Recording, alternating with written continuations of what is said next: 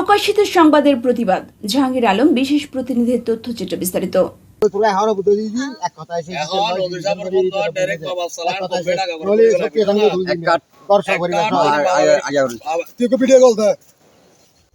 চট্টগ্রামের আনোয়ারায় উপজেলার বৈরাগ ইউনিয়নের ৫ নং ওয়ার্ডের গ্রামবাসীদের উদ্যোগে এক ইয়াবা ব্যবসায়ীকে আটক করে মুক্তিপণ হিসেবে লাখ টাকা চাঁদা দাবির অভিযোগ উঠেছে একই ওয়ার্ডের বদি আলমের বিরুদ্ধে।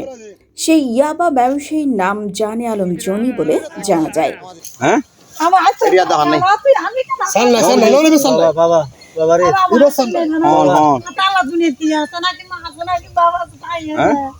সোমবার ১ জুন একটি ফেসবুক আইডিতে একটি ভিডিওতে দেখা যায় অভিযুক্ত ইয়াবা ব্যবসায়ীকে স্বীকারোক্তিমূলক জবানবন্দি নিচ্ছে এক ব্যক্তি।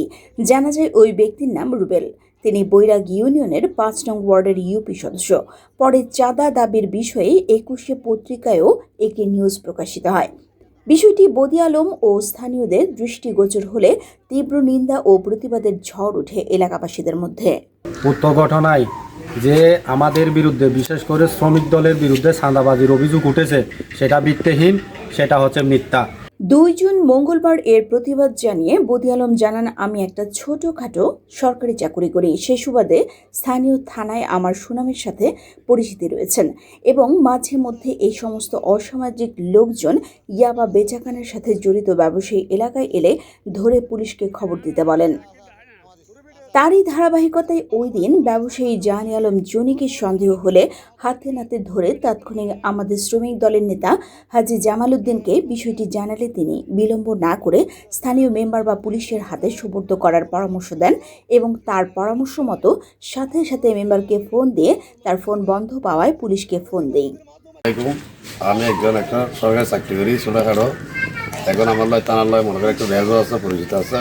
থানার বাসে আমাকে ফোন দেয় মাঝে মধ্যে, বদি ভাই তোমাদের এখানে মনে করো কি এইবার টেলফেল চালানি হচ্ছে, ব্যবসা হচ্ছে, এই মানুষগুলো আমাদেরকে চিহ্নিত করে আপনার ধরে দেন, সহায়তা করেন এলাকার মানুষের। ৪-৫জন মানুষ এখানে বলতেছে কি এইবার টেলফেল কারবার এখানে আসছে। এখন আমি পাড়ার প্রতিনিধি নিয়ে সবগুলো মানুষ নিয়ে আমি ওকে হাতে নাতে ধরি। এরই মধ্যে জনির স্ত্রী এসে আমাকে বিভিন্নভাবে ম্যানেজ করার চেষ্টা করে ব্যর্থ হয়ে এক পর্যায়ে আমি আবার পুলিশকে ফোন করে বলি। তখন পুলিশ পরামর্শ দেয় মেম্বারের হাতে তুলে দিতে জনিকে। এরপর ঘটনার বিষয়টি রুবেল মেম্বার লোকজনের কাছে জানার পরে ঘটনাস্থলে আসলে জানে আলম জনিকে তার হাতে তুলে দিয়ে আমি চলে আসি। এরই মধ্যে আমার নামে মুক্তিপণ বা চাঁদা দাবির উদ্দেশ্যমূলক ভিত্তিহীন অভিযোগ তুলেছে কুচক্রী মহল, যা আমার জন্য সম্মানহানিকর বলে মনে করি। আমি এর তীব্র নিন্দা ও প্রতিবাদ জানাচ্ছি এবং দ্রুত সময়ের মধ্যে আইনগত ব্যবস্থা গ্রহণের প্রস্তুতি নিচ্ছি।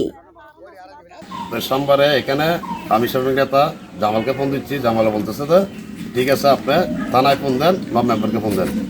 এখন আমি মেম্বারকে ফোন দিচ্ছি, মেম্বারকে পাইলাম না। এখন আমি কী করলাম, থানায় ফোন দিচ্ছি। থানায় সিভিল করে আমি ফোন দেওয়ার পরে আমি হাতে ধরে লাগছি। ধরে লাগার পরে উনি আমাকে কানা দুটো মনে করে নিয়ে দিতে চাচ্ছে। আজ আমার কোনো কিছু লাগবে না। উনি মানে কে? উনি মানে ওর স্ত্রী, ওনার ভাইয়ের বউ।